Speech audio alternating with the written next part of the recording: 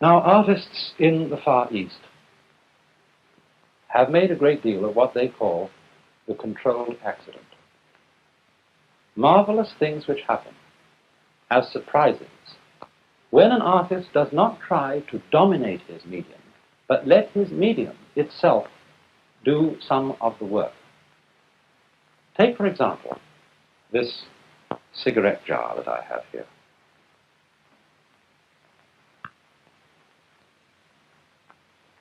You see the glaze has just been slopped on it with a swift motion of the wrist. And you notice, as I turn it, that there are all sorts of little flecks of white inside the black outline there. And little flecks of black, like right here, outside the main band of black.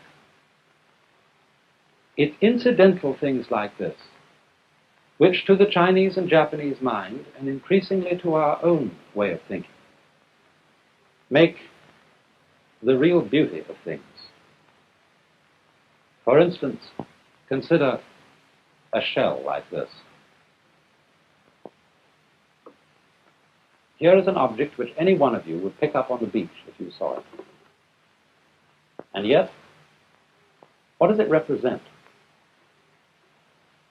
If you saw a painting with markings on like that, you might say, well, that's not what I call a painting. It doesn't look like anything. And yet, as I say, none of you would hesitate to pick that up and treasure it if you found it. For it, too, like the jar, is a sort of controlled accident.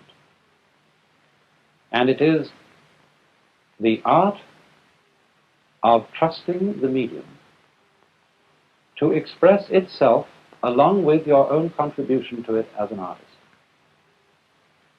When this harmonious relationship of man and nature is brought into play, we get marvelous little objects of this kind. And so in the same way, if we can learn to trust our own nature, we will, I think, be profoundly surprised that things don't go out of control at all, but on the contrary, suddenly come back into control.